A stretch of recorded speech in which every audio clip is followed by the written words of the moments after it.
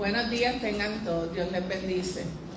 Bienvenidos a la clase de estudio bíblico de la Iglesia Cristo Jerusalén. Estamos ubicados en la calle 27A, WK13. Nuestros pastores son Jorge Ortiz y la pastora Wanda Meléndez. Ellos están aquí dispuestos en todo momento, ¿verdad?, para recibirlos con mucho cariño y dispuestos a darle de toda la sabiduría que el Señor les ha dado a ellos. Bienvenidos a los hermanos que están conectados en Facebook y a los que se van a conectar en adelante.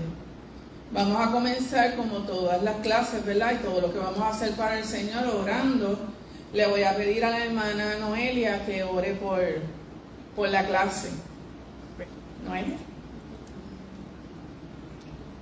Gracias, Padre Santo, te damos, porque tú eres bueno y misericordioso, Señor.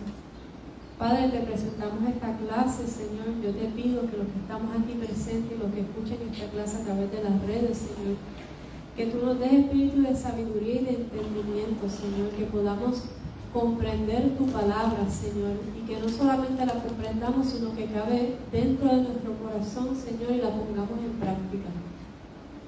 Sigue dándole más sabiduría, Señor, a la maestra, a Carmen, y a nosotros para, Señor, poder entender y poder también compartir lo que tú nos has enseñado. En el nombre de Jesús, amén. Amén. Gracias, hermano. Siempre es importante presentarle todo lo que nosotros vamos a hacer al Señor, ¿verdad? Porque todo lo que hacemos es por Él y para Él. Estamos bajo la unidad 5, las verdades del tabernáculo. Y hoy vamos a estar hablando sobre el lugar santo. Estamos en la lección 24. La semana pasada la hermana Lorena nos presentó lo que es el tabernáculo, todo lo que es el exterior del tabernáculo.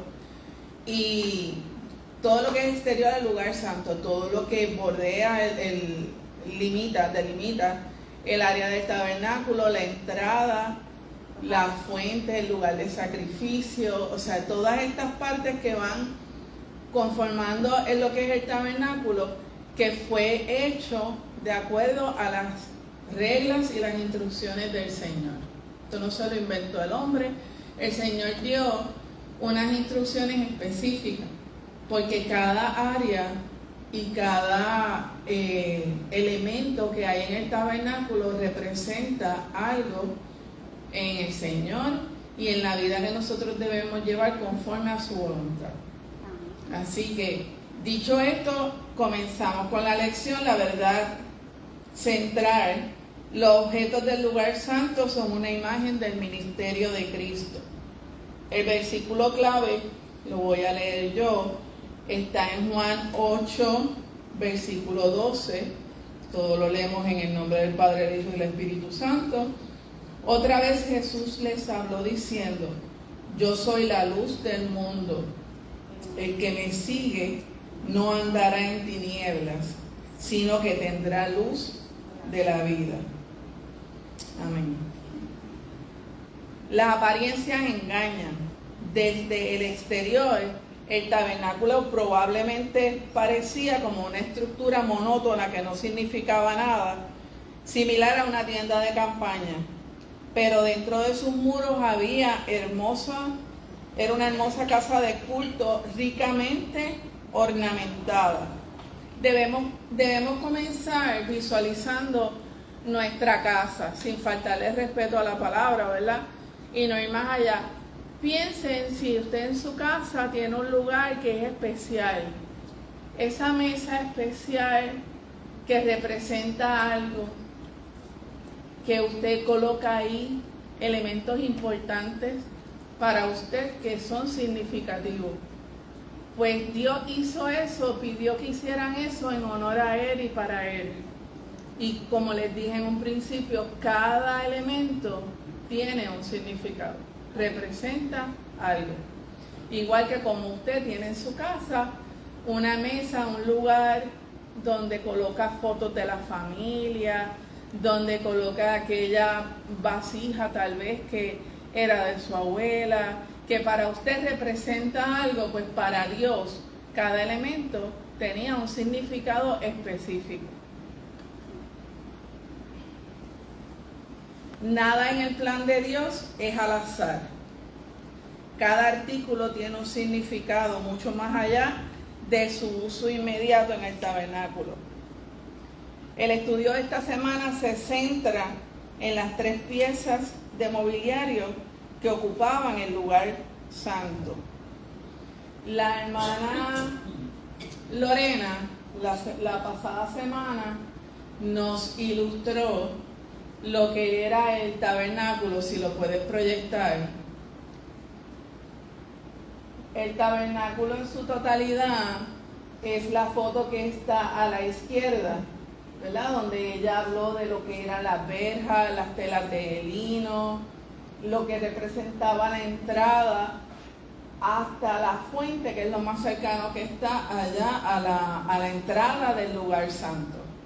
El lugar santo viene siendo la tienda que está dentro del tabernáculo, queda en la parte de atrás. El lugar santo tiene su estructura medía 15, era específico, tenía que ser específico, 30 pies de largo, 15 pies de ancho. Y ahí adentro ubicaban 3 elementos que los vamos a estar discutiendo en la clase. Solamente podían entrar al lugar santo los sacerdotes. Solo los sacerdotes eran los que podían entrar luego de pasar, ¿verdad? Todas las etapas que tenían que pasar una vez entraban al tabernáculo. Pero ahí adentro las demás personas no, los demás seres no podían entrar.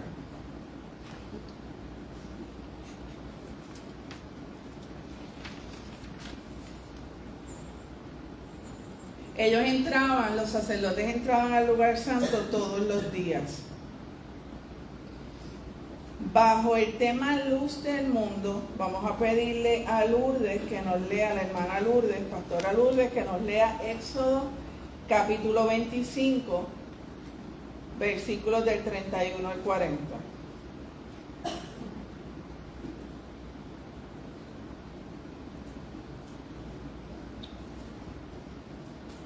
Y la palabra se lee en nombre del Padre, del Hijo y del Espíritu Santo. Darás además un candelero de oro puro, labrado a martillo se hará el candelero, su pie, su carne, su copa, su manzana y sus flores serán de lo mismo. Y saldrán 6 brazos de sus lados, 3 brazos,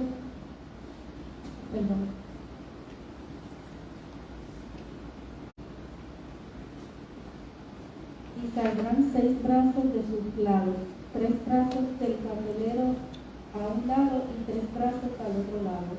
3 copas en forma de flor de almendro en un brazo, una manzana y una flor. Y 3 copas en forma de flor de almendro en otro brazo, una manzana y una flor. Así en los 6 brazos que salen del candelero. Y en la caña central del candelero 4 copas en forma de flor de almendro, sus manzanas y sus flores. Habrá una manzana debajo de 2 brazos del mismo, otra manzana debajo de otros 2 brazos del mismo y otra manzana debajo de los otros 2 brazos del mismo. Así para los 6 brazos que salen del candelero. Sus manzanas y sus brazos serán de una pieza. Todo ello una pieza labrada a martillo de oro puro. Y le darás 7 lamparillas, las cuales encenderás para que alumbren hacia adelante. También sus despalidaderas y sus palillos de oro puro. De un talento de oro fino lo darás, con todos estos utensilios. Mira y hazlos conforme al modelo que te he sido mostrado en el monte. Amén. El hermano Isaías nos va a estar leyendo Levíticos capítulo 24, versículos del 1 al 4. Tenemos que vengar el envío santo. Un Padre, un nombre, un poder y el Espíritu Santo. Habló Jehová a Moisés diciendo: manda a los los hijos de Israel que te traigan para él al lugar con aceite puro de olivas, las machacadas para hacer arder las lámparas continuamente. Fuera de velo el testimonio en el tabernáculo de reunión las dispondrá Aarón desde la tarde hasta la mañana delante de Jehová. Es estatuto perpetuo por vuestras generaciones. Sobre el candelero limpio pondrá siempre en orden las lámparas delante de Jehová. Amén. Usted físicamente quiero que se transporte y piense, yo estoy en un cuarto sin ventana, sin que entre ningún tipo de claridad, porque una vez ellos entraban a lo que es el lugar santo, está la cortina, ¿verdad? Que tampoco dejaba entrar la luz. Imagínese usted en una habitación totalmente cerrada, sin luz, sin ventana, cómo ellos iban a poder moverse sin tropezar, ¿verdad? Entre ellos y con los elementos. Ok, eso es físicamente. Vamos a ver espiritualmente qué es lo que representa.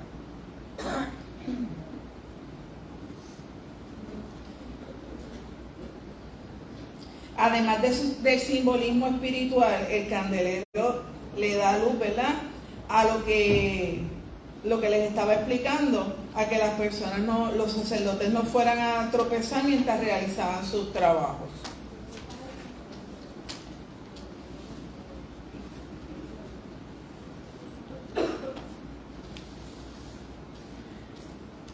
En Éxodo capítulo 25, versículo del 31 al 40, se registran las instrucciones de Dios respecto a la elaboración de un candelero y sus accesorios, todos los cuales fueron hechos de oro puro. Estos artículos pesaban entre 120 y 132 libras. El candelero tenía 7 brazos, 3 en cada lado y la pieza central. Cada brazo tenía una copa en forma de flor de almendro, sus manzanas y sus flores. El cuenco, lo que él decía que es la copa, eso pasa a ser la fuente, ahí donde se coloca el aceite, que viene siendo la fuente de energía para esa lámpara. El combustible para el candelero era aceite puro de olivas machacadas. Los sacerdotes tenían la responsabilidad de mantener encendidas las lámparas. Debían entrar al lugar santísimo para cuidar las mechas y asegurarse de que hubiera aceite en el candelero. El candelero era la única fuente de luz en el lugar santo. Una estructura interna sin ventanas que no tenía luz natural. La luz se ve a lo largo de las Escrituras como una metáfora de la guía y la dirección que Dios da a su pueblo. La luz suprema para el pueblo de Dios se ve en Jesús. Jesús es la luz del mundo. Amén. Ahora vamos a ver lo que representa la luz para la humanidad. Vamos a leer, hermana Carmen, mi madrecita santa, favor de leernos en Juan capítulo 1, versículo 4. De 4 al 9. Os escribimos para que vuestro gozo sea cumplido. Dios es luz. Este es el mensaje que hemos oído de Él y os anunciamos. Dios es luz, no hay ninguna tinieblas en Él. Si decimos que tenemos comunión con Él y andamos en tiniebla, mentimos y no practicamos la verdad. Pero si andamos en luz como Él está en luz, tenemos comunión unos con otros. Y la sangre de Jesucristo, su Hijo, nos limpia de todo pecado. Si decimos que no tenemos pecado, nos engañamos a nosotros mismos. Y la verdad no está en nosotros. Si confesamos nuestros pecados, Él es fiel y justo para perdonar nuestros pecados y limpiarnos de toda la maldad. Amén. Amén. Amén. La palabra luz aparece centenares de veces en las escrituras, lo podemos buscar y aparece más de 100 veces en lo que es la escritura. Debe ser que representa algo importante.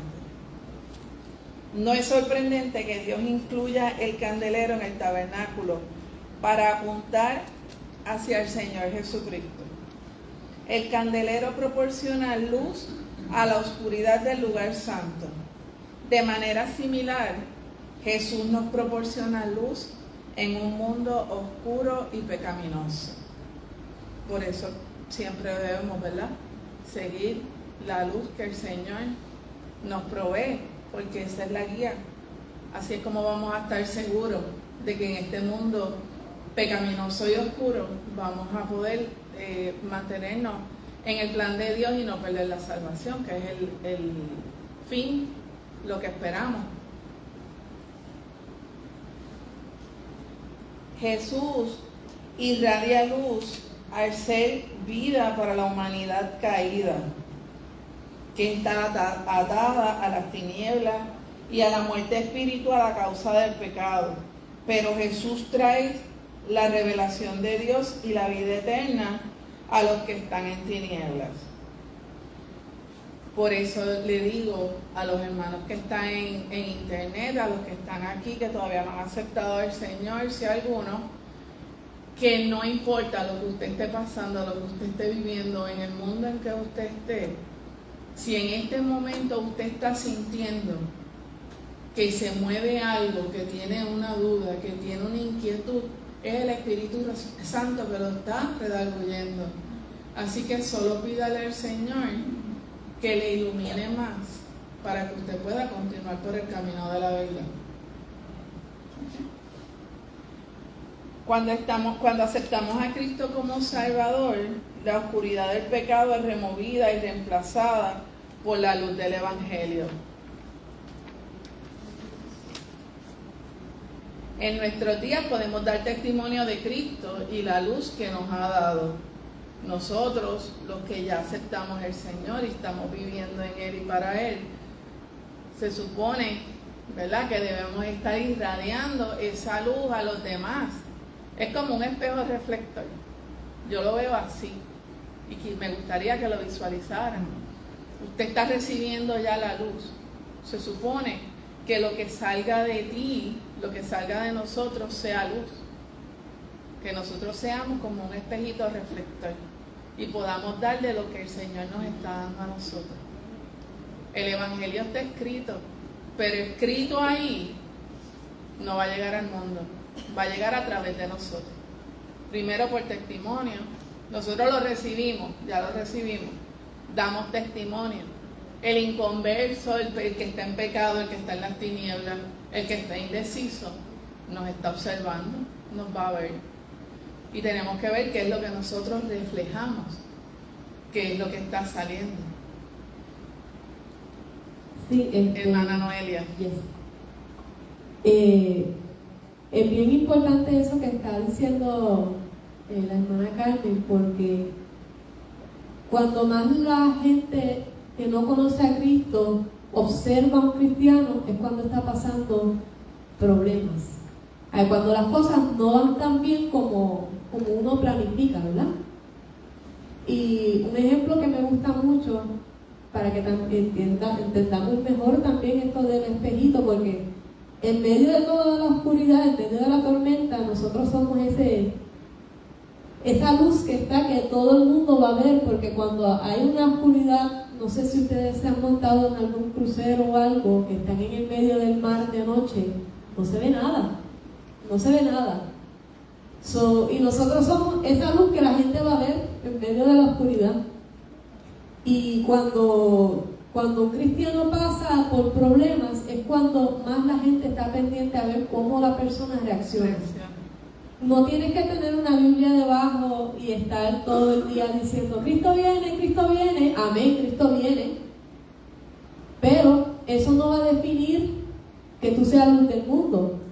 La gente te va a ver más por tu reacción a lo que está pasando que a lo que estás diciendo. Y un ejemplo que me gustó mucho es cuando tú exprimes una china, te vas a tomar un jugo de china, y tú exprimes ese jugo de china, esa china, y lo pones en un vaso y te das el primer sorbo y sabe a jugo de uva. Lo primero que vas a hacer es vas a escupirlo, porque tu mente dice, se supone que esto sea china, no uva. Aunque sepa bueno, automáticamente esto está mal. Entonces, cuando tú exprimes un cristiano, se supone que lo que salga es Cristo, y lo que salga es luz. Amén. Y la gente lo que va a estar pendiente es a eso. Amén. ¿Alguien más que quiera aportar algo? Hermana Lorena. Es que es tremendo lo que simboliza. Yo quería, a mí me gusta mucho esa parte de, no sé si se han dado cuenta, ¿verdad? Sí, nos vivimos la clase pasada. Pero espero no dañarla con esta, ¿verdad? No, para nada, es que simplemente me apasiona esta parte de la Biblia, ¿verdad? Entonces, si lo vemos, ¿verdad? No sé si ustedes se fijan, es que mirándolo nada más el Señor me habla. Los 6 que están a los lados, que son 3 y 3, simbolizan el hombre. Si ustedes saben, el 6º día, ¿verdad? Fue el día que Dios hizo al hombre. Jesús, o sea, ese lugar santo simboliza el sumo sacerdote. ¿Por qué? Porque vino la promesa del Espíritu Santo. Cuando, no sé si se acuerdan el pasaje que dice que es mejor que yo me vaya, ¿verdad? Y es mejor que él se vaya, porque había una promesa, y era la promesa del Espíritu Santo que pasó en Pentecostés. Entonces ese es el símbolo. Nosotros somos llamas encendidas. La palabra dice, enciende esa llama que está en ti, ¿verdad? Por eso es que somos luz del mundo, ¿verdad? Porque tenemos que mantener esas llamas encendidas. Y es la llama del Espíritu Santo en nuestras vidas. Y eso es lo que prácticamente para mí simboliza cuando lo veo, ¿verdad? Yo te estoy hablando yo mirándolo.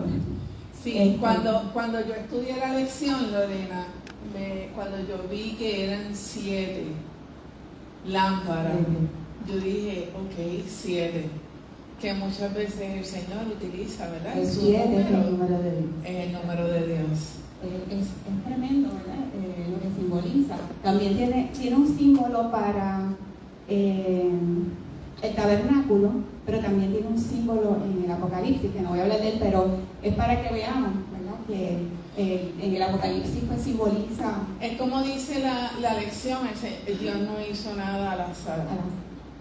Todo lo que Él creó, todo lo que hacemos conforme a su voluntad, lo hacemos en el momento y tiene un propósito para un futuro también, porque nosotros no conocemos los planes de Dios, pero Él sí.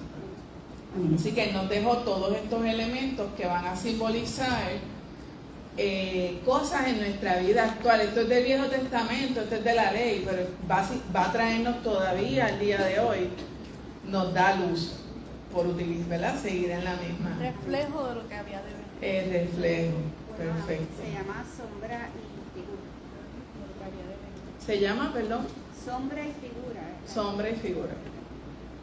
En nuestros días podemos darle testimonio de Cristo y la luz que nos ha dado. En vez de gloriarnos en nosotros mismos, debemos dirigir la atención de otros hacia Cristo y la luz verdadera.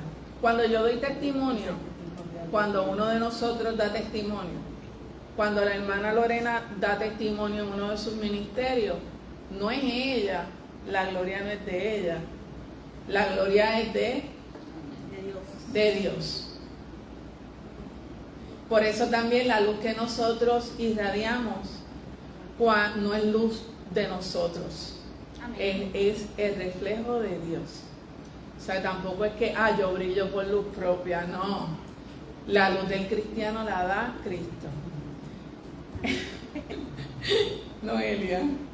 Es casi inevitable, especialmente si me dan el micrófono. Es que cuando Cristo vino, Él murió, ¿verdad? Entonces, ¿qué dice? Creo que es Pablo que lo dice. Ya no vivo yo, vivo Cristo en mí. O sea, tú moriste para que viva Cristo en ti. Es la luz de Cristo. Si te fijas, casi todo el Nuevo Testamento en las cartas paulinas se refiere a la iglesia como los que estamos en Cristo. No es tu luz, es la luz de Cristo. Es Cristo en ti la esperanza de vida. Es la luz de Cristo lo que tú estás reflejando. Tú moriste para que la luz de Cristo sea lo que tú alumbres, porque tú moriste a ti, a todo lo que tú eres, todos tus sueños, tú, para que seas un reflejo de Cristo, para que viva Cristo en ti. Amén. Ok, gracias por la aportación, Noelia, de verdad, y te puedes quedar con el micrófono. En Juan capítulo 8, versículo 12, Jesús estaba en Jerusalén al final de las fiestas del tabernáculo, de los tabernáculos. La luz era uno de los temas de esta fiesta. Esta celebración brindó a Jesús la oportunidad de proclamarse como la luz del mundo, ya que Él es la luz. El que lo sigue no andará en tinieblas, sino que tendrá luz, la luz de la vida. Esa es promesa de Dios, ¿verdad? Para nuestras vidas, que aquel que ande en Él ya no estará en tinieblas.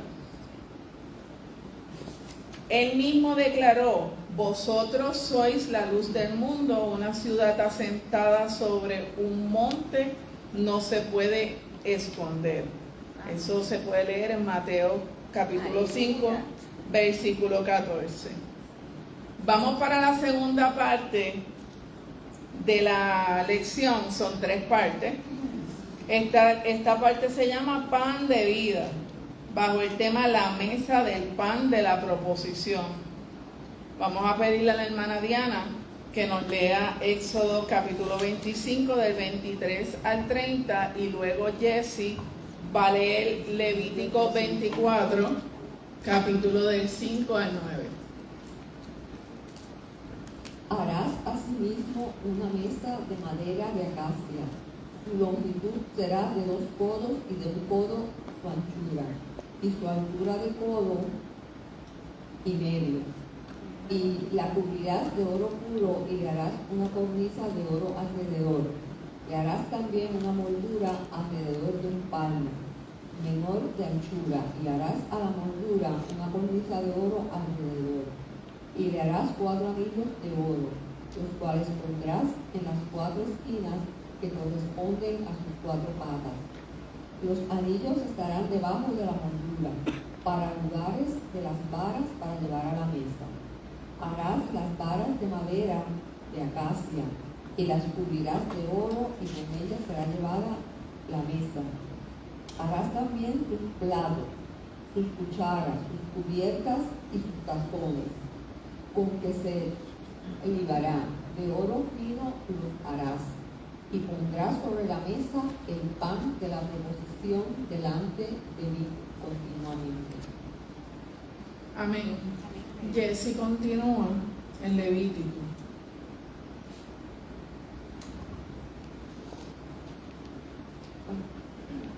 Y tomarás de harina y cocerás de ella 12 tortas. Cada torta será de 2 décimas de efa. Y las pondrás en 2 hileras, 6 en cada hilera, sobre la mesa limpia delante de Jehová. Pondrás también sobre cada hilera incienso puro, y será para el pan como perfume, ofrenda encendida a Jehová. Cada día de reposo lo pondrá continuamente en orden adelante de Jehová, en nombre de los hijos de Israel, como pacto perpetuo, y será de Aarón y de sus hijos, los cuales lo comerán en lugar santo, porque es cosa muy santa para él, de las ofrendas encendidas a Jehová, por derecho perpetuo. Amén. Qué grandioso, ¿verdad? El Señor no solo dijo cómo iban a hacer el tabernáculo, cada elemento que iba a tener, sino que hablando del pan, Él dio hasta la receta de cómo se iba a confeccionar. Así que vamos a ver lo que representa, ¿verdad? La segunda pieza del mobiliario, el segundo elemento del lugar santo. Una mesa, se llamaba la mesa del pan de la provisión o pan de la presencia. El pan tenía el doble propósito de proporcionar un sustento a los sacerdotes y representar la provisión de Dios para su pueblo. Más allá de eso, simboliza la venida de Jesucristo, el pan de vida. La mesa estaba ubicada al norte del lugar santo. Era una mesa de madera de acacia cubierta de oro. La acacia era una madera, la madera más dura y resistente. Y también resistía, era una madera que podía resistir las plagas de insectos que surgían en esa época. Esa madera proporcionó el material perfecto para el mobiliario del tabernáculo. Tenía unas molduras de oro y tenía unas decoraciones específicas por el Señor. También tenía unos anillos. No sé si hay alguna vista de la mesa como tal. Los de tecnología, no, ok.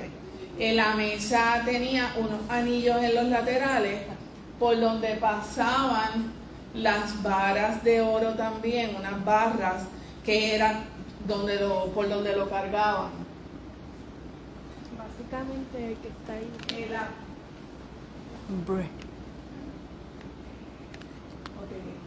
Básicamente, si ven la mesa, tiene unas barras puestas. Esas barras no se le dejaban todo el tiempo. Esas barras eran cuando lo iban a mover o cuando lo hacían, que entonces lo iban a llevar hasta el lugar santo. Por ahí era que los varones agarraban la pieza, la levantaban y la movían.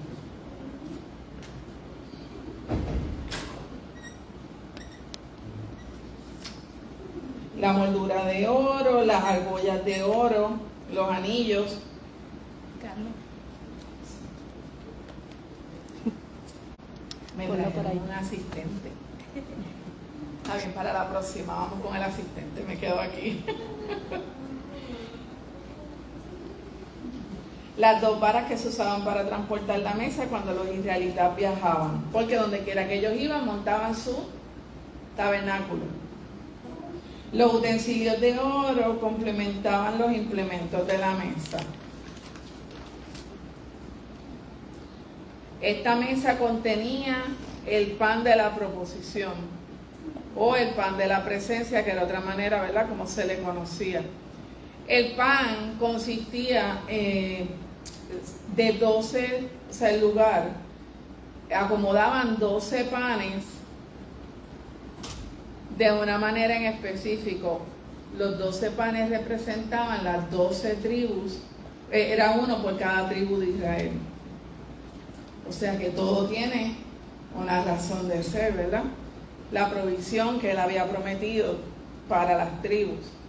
También se colocaba incienso sobre esta mesa junto al pan. Cuando los sacerdotes quitaban el pan, que lo tenían que hacer semanalmente para poner pan fresco, ellos se comían el pan que quitaban. O sea, ese pan no se desperdiciaba, no se botaba. Lo reemplazaban por pan fresco. Entonces ese pan pasaba a ser la conmemoración del Señor y el alimento para los sacerdotes. La palabra para conmemoración también se puede traducir en ofrenda, ¿verdad? O sea que los sacerdotes ofrendaban de esa manera. El Señor les proveía ese alimento. El pan era la provisión literal del alimento para los sacerdotes, pero hablaba de la provisión espiritual que un día ofrecería a todos sus hijos. Vuelvo, nada es al azar, todo tiene un simbolismo. Continuamos con Marisela, que nos va a estar, la hermana Marisela nos va a estar leyendo después que Noelia aporte. Vamos, Noelia. Hermana Noelia. Perdón, en consecuencia de darme el micrófono. Cuando estaba compartiendo aquí con Lorena, cuando estaba Diana leyendo Éxodo, pues el Señor es así, a veces da telegrama, como que te revela cosas y te quedas como que, yo vine por allá estupefacta a decirle a Lorena, precisamente lo que acabas de resumir ahí, que el Señor, ellos tenían que poner esos panes, y ¿quiénes eran los que comían esos panes? Los sacerdotes. Y ahí mismo recibe un telegrama, porque ¿quién es el pan? Cristo dice, Jesús dice en Juan capítulo 6, verso 35, yo soy el pan de vida, el que viene a mí nunca tendrá hambre, y el que cree en mí no tendrá sed jamás. Él es el pan de vida. Pero quienes van a consumir ese pan son los sacerdotes. Pero ¿qué dice entonces Primera de Pedro capítulo 2, verso 9? Mas vosotros sois linaje escogido, real sacerdocio. Ese pan es para los sacerdotes. ¿Quiénes terminan siendo los sacerdotes? Los hijos de Dios, los que son lavados con la sangre de Cristo, los que aceptan ese sacrificio. ¿Qué dijo Jesús cuando los discípulos le dijeron, enséñanos a orar? En la oración del Padre Nuestro dice, el pan de cada día, dámoslo hoy. Estoy parafraseando, ¿verdad? ¿Cuál es el pan de cada día? Es esa palabra. Todos los días el Señor tiene una palabra para darle a sus sacerdotes, a sus hijos. Todos los días el Señor nos habla. El pan de cada día, dánoslo hoy. Por eso especifica que cada ciertos días había que poner pan fresco. Quiere decir que el Señor constantemente nos va a estar dando esa palabra. Amén. Todos los días el Señor nos habla. Ha corrido una fortaleza de que el Señor está callado. Y no es así, el Señor todos los días habla, ya sea a través de su palabra, ya sea a través de alguna adoración. Nosotros tenemos que estar sintonizados con el Señor para saber, mira, el pan de cada día, Señor, tú lo prometiste. Háblame hoy, abre tu palabra, léela. El Señor te va a hablar, punto. Sí, muchas personas cuando leen esta palabra todavía piensan nada más que en el pan físicamente como provisión de alimento. Entonces se inclinan a pensar que el Señor solo me va a proveer alimento. O sea, que cuando hablan de ese pan, Señor, el pan de cada día, o sea, que no me falte comida, no se trata solamente de eso. Sí. Hay un alimento espiritual que necesitamos recibir, pero tenemos que desearlo, tenemos que tener esa hambre también. Cortito. Que solamente para decir que si vemos si los contamos son 12 panes que representan las 12 tribus de Israel, ¿verdad? En ese tiempo era para esas 12 tribus, pero gracias a la misericordia y la gracia de Dios que nosotros fuimos injertados, y ahora ese pan es para todo aquel que en él cree, tampoco es para todo el mundo, para el que crea. Amén. No solo de pan vivir al hombre. Hermanos, aquí los que están allí en Facebook, aquí también la pasamos bien y nos gozamos en la palabra del Señor. Y mientras más personas tenemos que aporten, que nos nutra, mejor todavía. Así que le invitamos a que el próximo domingo usted esté aquí sentadito, en la medida en que pueda. Continuamos. Marisela, por favor, Juan capítulo 6, versículos del 44 al 51. Del Padre, del Hijo y del Espíritu Santo. Ninguno puede venir a mí si el Padre que me envió no le trajere. Y yo le resucitaré en el día postrero. Escrito está en los profetas, y serán todos enseñados por Dios. Así que todo aquel que oyó al Padre y aprendió de él, viene a mí. No que alguno haya visto al Padre, sino aquel que vino de Dios, este ha visto al Padre. De cierto os digo, el que cree en mí tiene vida eterna. Yo soy el pan de vida. Vuestros padres comieron el maná en el desierto y murieron. Este es el pan que desciende del cielo para que el que de él come no muera. Yo soy el pan vivo que descendió del cielo. Si alguno comiere de este pan, vivirá para siempre. Y el pan que yo daré es mi carne, la cual yo daré por la vida del mundo. Amén. Amén. Para comprender este escenario, el escenario de esta enseñanza, debemos recordar que el día anterior Jesús había alimentado a 5,000 personas. Después de cruzar el mar de Galilea durante la noche, incluido el milagro de caminar sobre las aguas, Jesús y sus discípulos nuevamente estaban rodeados por la multitud. La gente estaba principalmente interesada en el pan físico que él había proporcionado en otras ocasiones. Y él aprovechó la oportunidad para enseñarles sobre el pan espiritual. Analicemos cuántas oportunidades nosotros tenemos para proveerle a nuestros hermanos luz y pan espiritual. Muchas personas se acercan a nosotros no solamente para recibir palabras, es porque entienden que nosotros en nuestros ministerios como cristianos podemos proveerles y cubrir sus necesidades físicas. Pero es la oportunidad que nosotros tenemos, es la persona que el Señor nos pone al frente para que nosotros le irradiemos de nuestra luz o le demos del pan espiritual que ya nosotros hemos recibido y que seguimos buscando cada día. Así que debemos analizar cada uno que cada persona que viene en busca del pan físico le podemos dar de aquello que una vez nos dieron a nosotros y de aquello que nosotros recibimos. Porque tenemos que ser, ¿verdad?, honestos. Muchos llegamos a Cristo y en un principio pues ya recibimos a Cristo y ya pasó. Estamos aquí. ¿Y ahora? Pero en la medida en que vamos recibiendo luz de los hermanos, luz de la palabra y alimento espiritual, entonces nos empieza a dar como que ese creepy por buscar más, queremos más.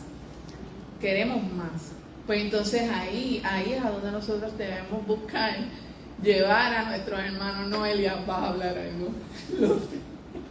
Es como en la clase de discipulado, a veces hablamos, no me acuerdo qué clase fue, pero hablamos. El mundo espiritual es bien diferente al mundo físico. En el mundo físico te da hambre, tú comes y ya te hartaste como princesa que eres y no tienes más hambre. En el mundo espiritual es al revés. En el mundo espiritual tú te alimentas de la palabra y eso te da más hambre.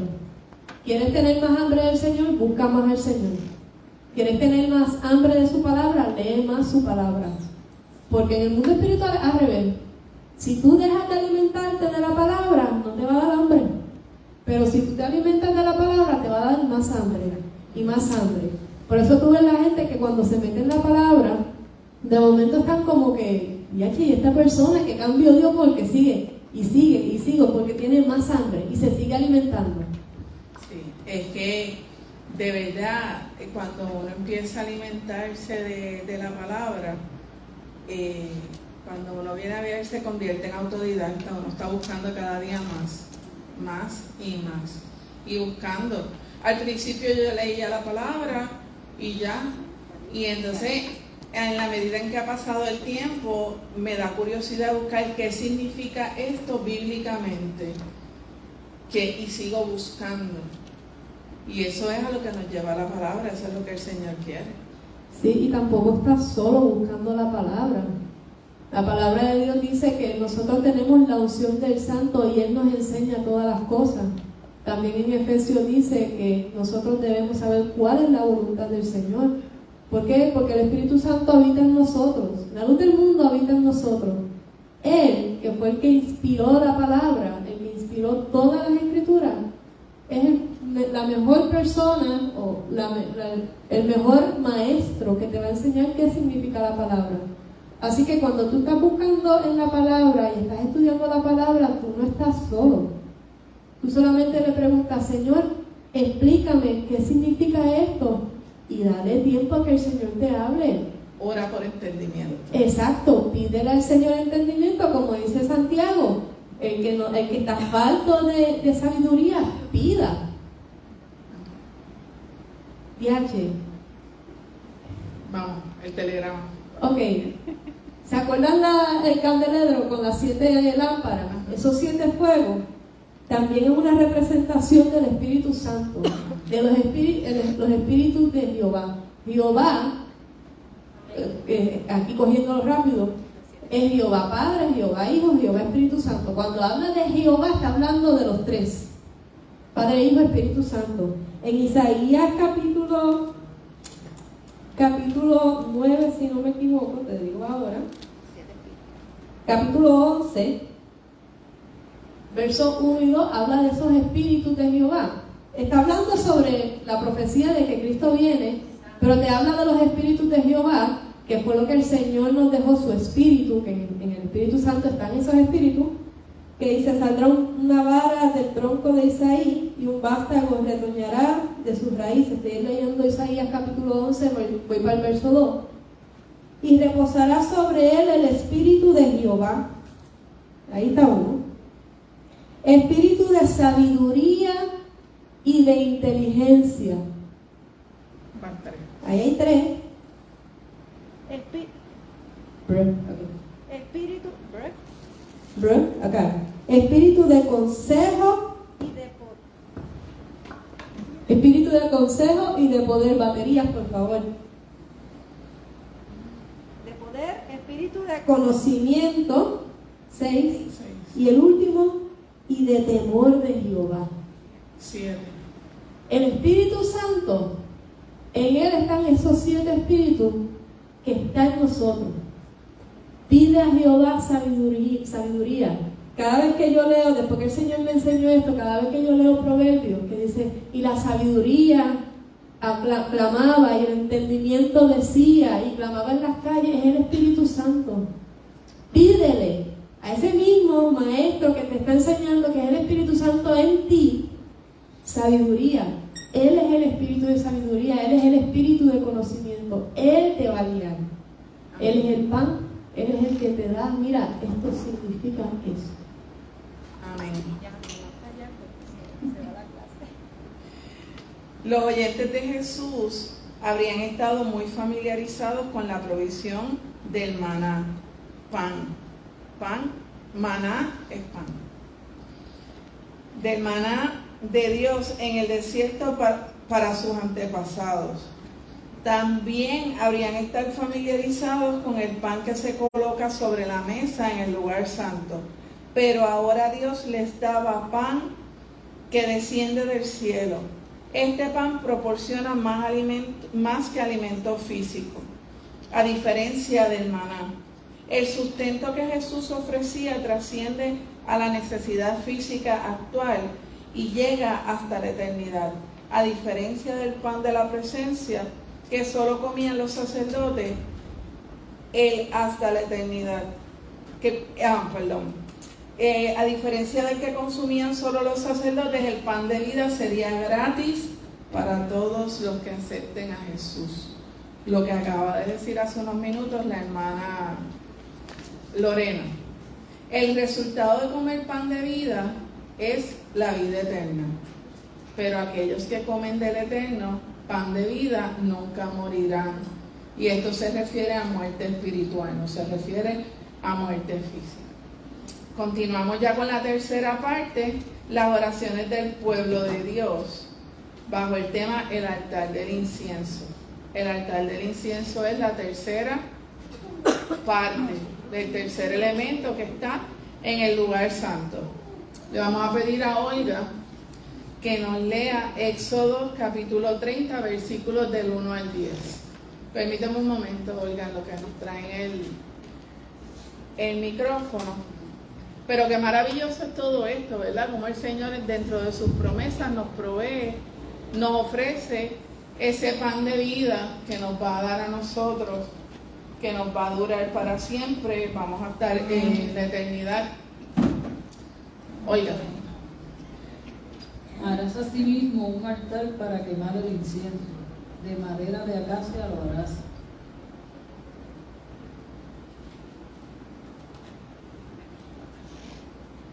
Del 1 al 10. Su longitud será de 1 codo y su anchura de 1 codo. Será cuadrado y su altura de 2 codos. Y sus cuernos serán parte del mismo. Y lo cubrirás de oro puro, su cubierta, sus paredes en derredor y sus cuernos. Y les harás en derredor una cornisa de oro.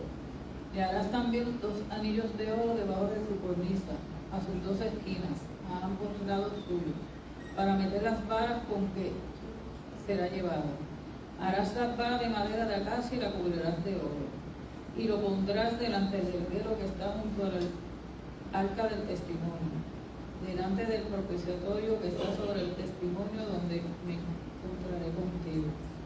Y Aarón quemará incienso aromático sobre él. Cada mañana cuando aviste las lámparas lo quemará. Y cuando Aarón encienda las lámparas al anochecer, quemará el incienso. Rito perpetuo delante de Jehová por vuestras generaciones. No ofreceréis sobre él incienso extraño, ni holocausto, ni ofrenda, ni tampoco derramaréis sobre él libación. Y sobre sus cuernos hará Aarón expiación una vez en el año con la sangre del sacrificio por el pecado para expiación. Una vez en el año hará expiación sobre él por vuestras generaciones. Será muy santo a Jehová.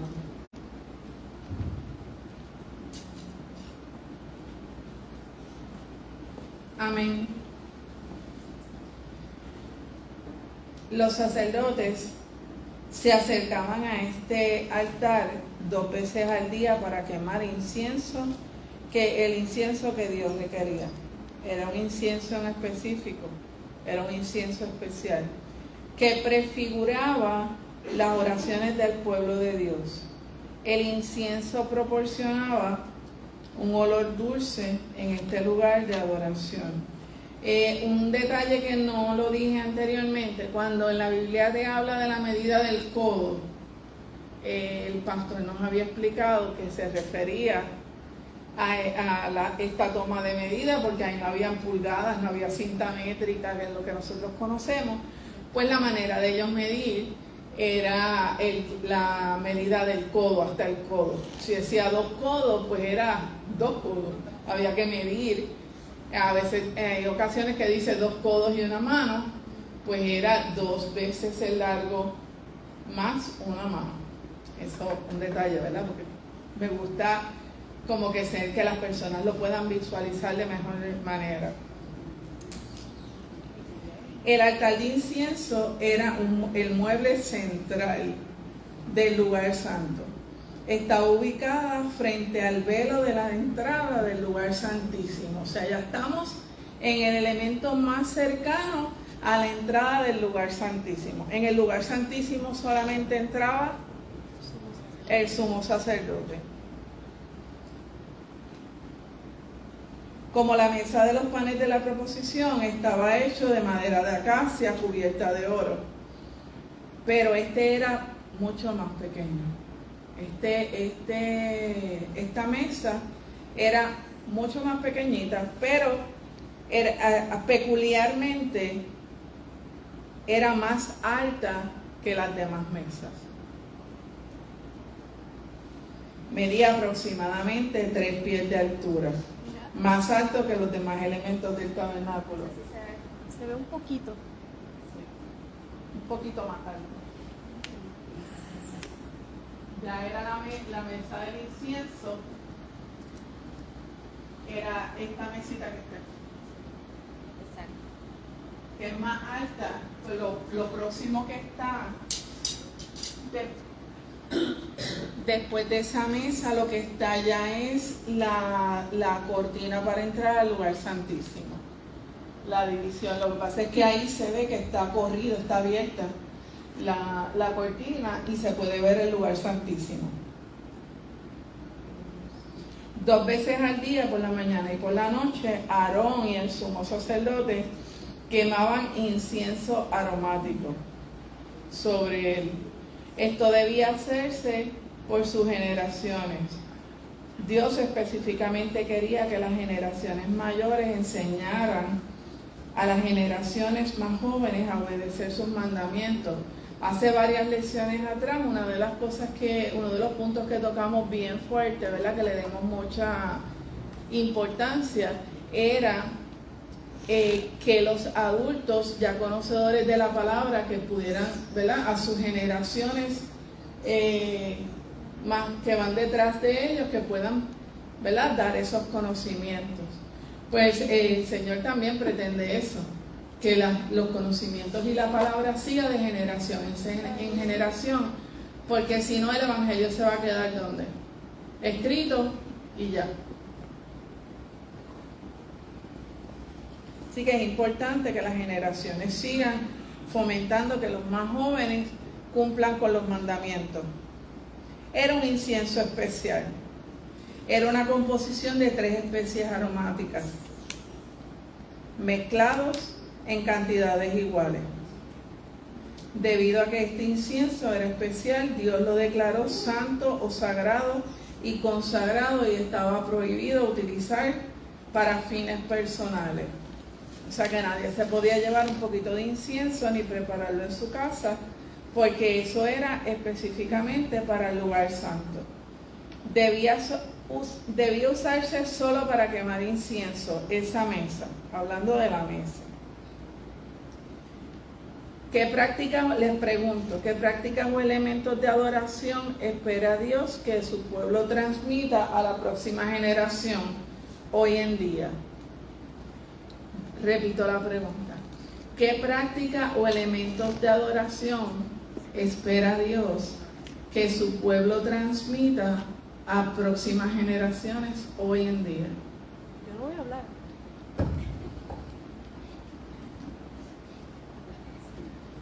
¿Qué elementos o prácticas el Señor espera que nosotros le pasemos a las próximas generaciones? La oración, el llevar el Evangelio, difundir su palabra, cumplir sus mandamientos. Eso es lo que el Señor espera de nosotros. Lo mismo que nosotros aprendimos de alguien, ¿verdad? Alguien nos enseñó, alguien nos evangelizó, alguien nos comenzó leyendo la palabra o hablando de la palabra. Pues así, de generación en generación, el Señor espera que nosotros hagamos lo mismo. Vamos a pedirle a la hermana Tere que nos lea Apocalipsis capítulo 5, versículo 8. Y luego Samuel nos va a leer Apocalipsis también. ¿Capítulo qué? Capítulo 5, versículo 8. había dicho 8,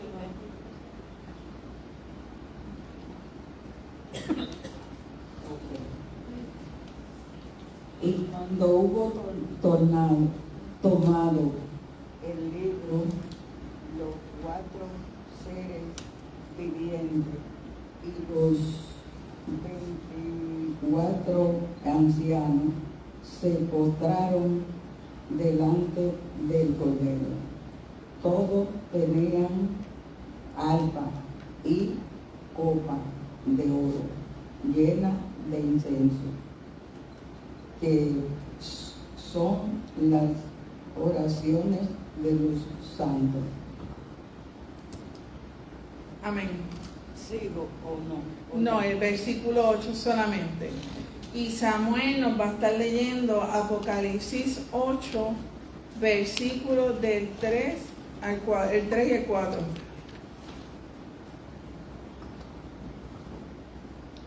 Otro ángel vino entonces y se paró ante el altar con un incensario de oro, y se le dio mucho incienso para añadirlo a las oraciones de todos los santos sobre el altar de oro que estaba delante del trono. Y de la mano del ángel subió a la presencia de Dios el humo del incienso con las oraciones de los santos. Amén. El aroma de la oración. Interesante. Dios se complace en escuchar las oraciones de su pueblo. De hecho, estas se describen como un aroma agradable para Él. Nuestra comunión con Dios es como el agradable aroma del incienso que se eleva desde el altar. La visión de Juan en el libro de Apocalipsis también describe las oraciones del pueblo de Dios como un incienso dulce delante de Dios. Dios atesora nuestras oraciones. Nuestras oraciones a Él como una dulce fragancia. A veces nuestras oraciones parecen más quejas que una dulce fragancia. Pero a medida que nos rendimos a Dios, nuestras oraciones se elevarán como un dulce perfume ante su presencia. Dios nos invita a entrar en un momento de intimidad con Él todos los días. El momento en el que entregamos al lugar santo de su presencia a través de la oración. Que mucho cambia nuestra oración cuando nos convertimos a Cristo, a cuando ya estamos lo que se conoce como, ¿verdad? Vamos madurando espiritualmente y vamos teniendo mayor intimidad con el Señor. Ya no es, Señor, quiero un carro, necesito un carro. Es, Señor, confío en que me vas a proveer la transportación que yo necesito. Así que eso es algo material. Hay otras cosas, ¿verdad?, que van más allá, pero de la manera en que pedimos es diferente y lo que pedimos también es diferente. Y aprendemos hasta a dar gracias por cosas que en otro momento estaríamos recriminándole a Dios. Noelia. Sí, el Espíritu Santo nos enseña, como dijimos ahorita. Cuando tú empiezas a estudiar la palabra y el Señor te empieza a enseñar la palabra, tu oración cambia automáticamente. Ya deja de ser una queja. Ya por dar un ejemplo, vámonos con el carro. Ya deja de ser una queja. Ay, Señor, tú sabes que yo tengo que trabajar. Señor, tú sabes que los callos del pie, que los juanetes, Señor, tú sabes que queda lejos.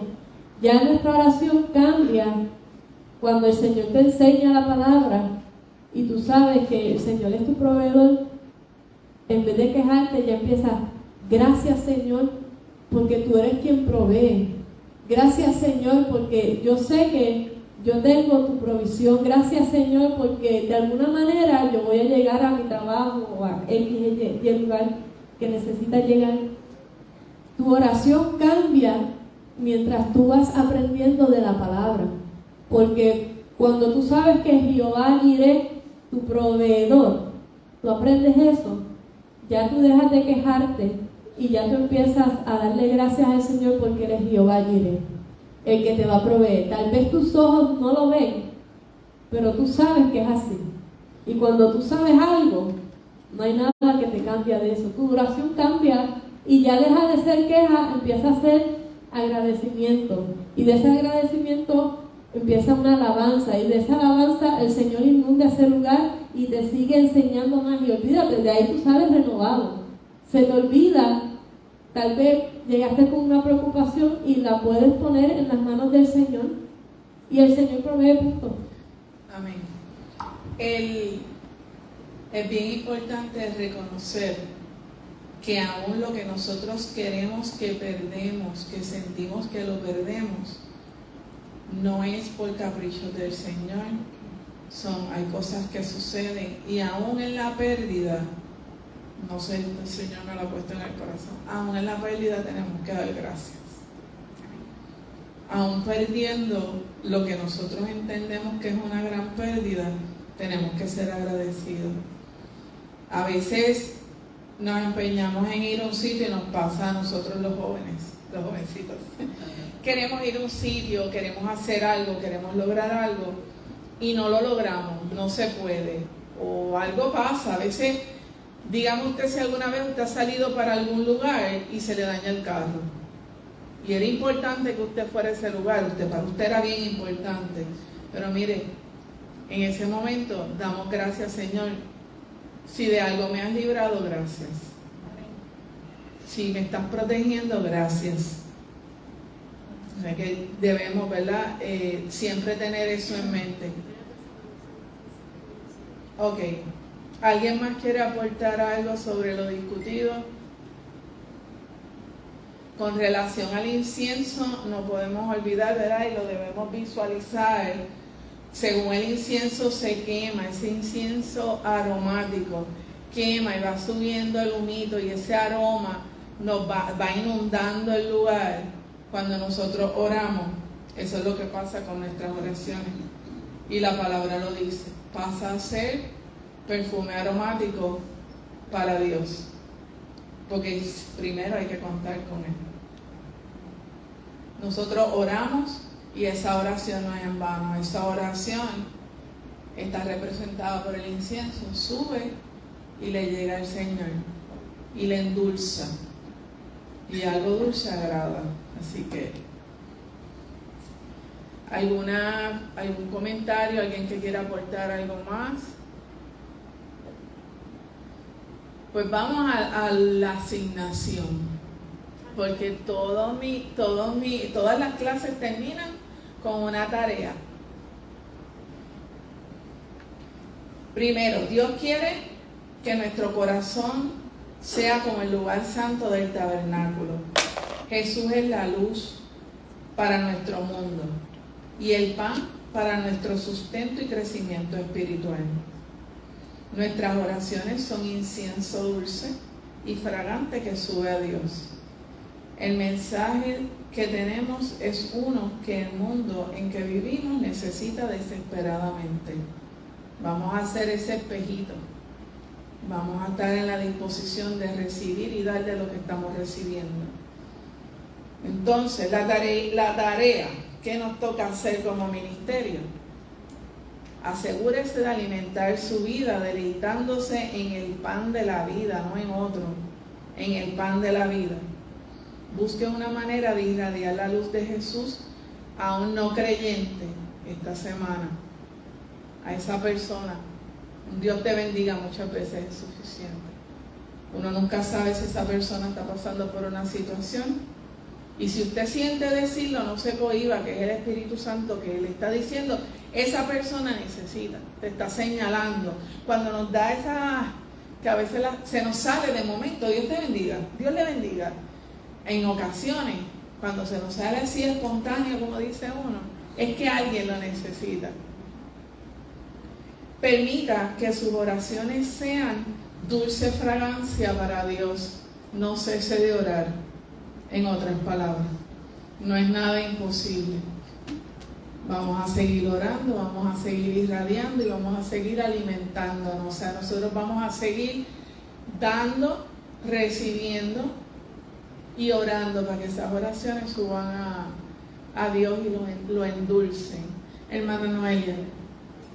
Sí, yo sé que ya se había dicho esto, pero el Señor me sigue insistiendo sobre algo que pasó.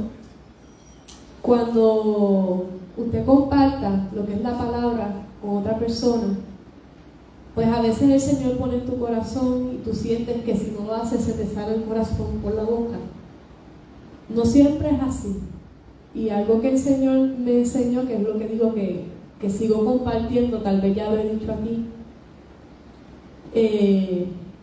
Pues, como saben, nosotros trabajamos en actividades y el 99.8% de estas actividades no son cristianas y hay mucha necesidad.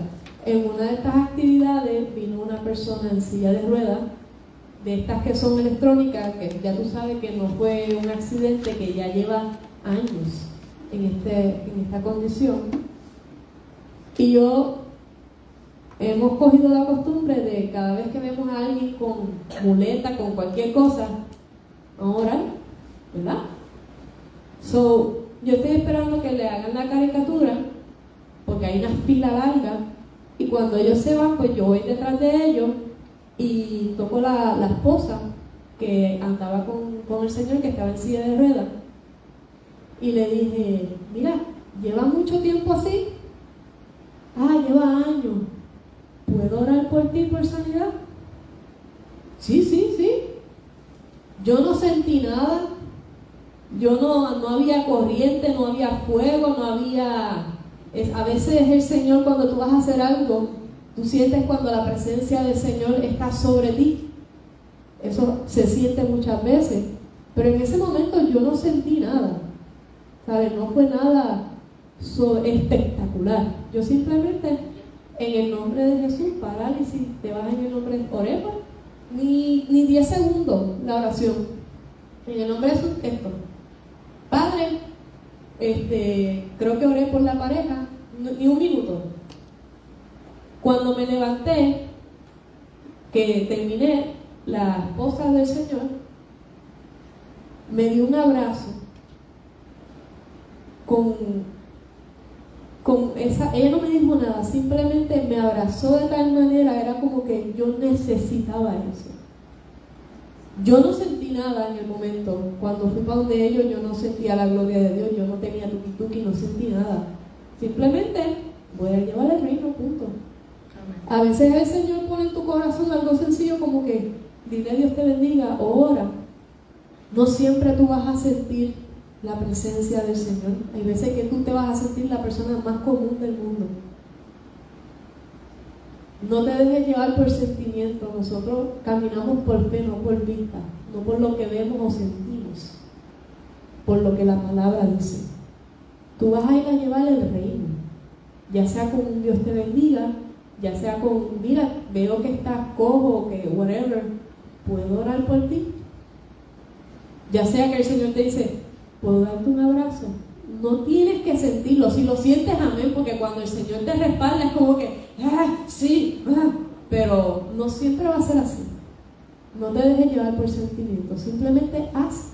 Y si en el momento no pasa nada, amén, tú hiciste lo que el Señor puso en tu corazón. Han pasado ocasiones que yo oro por alguien en una actividad, hora después viene la persona y me dice, mira, oraste por mi pie, ya no siento nada, el Señor me sanó. En el momento yo no sentí nada, en el momento ella no sintió nada, ya se fue, una hora después fue que vino de mí. Tú haz lo que el Señor pone en tu corazón. Sientas o no sientas la gloria de Dios. Sientas o no sientas la gloria de Dios. Por eso siempre debemos estar dispuestos a servirle al Señor y a dar de eso que recibimos, porque como les dije, no siempre es uno hablando, a veces es un gesto, a veces es simplemente el testimonio, a veces simplemente la persona que nos está mirando cómo nosotros nos dirigimos, nos comportamos, lo que hacemos, y eso es lo que los motiva y los lleva. O sea que en ocasiones no siempre uno evangeliza llevando la palabra y adorando frente a las personas. Muchas veces es simplemente con el modelaje, con lo que es el testimonio que damos cuando reaccionamos ante una situación. Yo estuve una vez envuelta en un accidente y fue un accidente fuertecito, y cuando yo me bajé del carro, a mí me chocaron, me barataron la guagua, y cuando yo me bajé del carro, inmediatamente yo fui a ver cómo estaba la persona. Y la persona estaba bajando todos los santos del cielo. Y yo, Dios te bendiga, estás bien. Y ahí la cosa, vamos. Ahí yo di testimonio de cómo reaccioné. Así que esto es todo por la clase de hoy. Esta clase... ¿Puedo decir? Sí. Solamente para concluir. Sí. Simplemente quería decir algo. Usted cuando estaba mirando esa foto, vino a mi mente, ¿verdad? Que el tabernáculo es Jesús, y Jesús, que es el tabernáculo, vive dentro de nosotros. Aleluya. Y nosotros tenemos entrada confiadamente a ese lugar. Así que ese lugar santo donde nosotros oramos está dentro de nosotros y nos pertenece, ¿verdad? Así que por eso es que quería concluir con esto, ¿verdad? No quiero decir mucho, pero nosotros tenemos el tabernáculo dentro en nuestro corazón. Sí, porque como explicamos la otra vez, esto físicamente del tabernáculo y los elementos y todo esto, todas estas instrucciones de hacerlo físicamente las dio el Señor en la ley. cuando viene la gracia, ahí es donde vemos cómo cada elemento, el significado de cada elemento aún está vigente y es en nuestras vidas y es para nosotros. ¿Okay? Así que la próxima clase es muy interesante, no sé a quién le toca, pero entonces ya vamos a la otra parte, ¿verdad? Del lugar santo, la tercera parte, así que espero a los que están allá en Facebook que se vuelvan a conectar en la próxima clase o que vengan aquí, que nuestro pastor Jorge Ortiz, la pastora Wanda Meléndez, la pastora asociada Lourdes Lugo, está la hermana Lorena y por ahí puedo mencionar a todos los que estamos aquí dispuestos para recibirlo. Pero si aún así usted no puede acercarse porque no esté en el país o esté lejos, pues gustosamente vamos a estar aquí nuevamente el próximo domingo a las 10 de la mañana. Hoy empezamos un poquito más tarde, pero estamos aquí. No se pierda la última parte de las verdades del tabernáculo. Así que los esperamos con mucho amor. Dios les bendiga. Nos vemos pronto.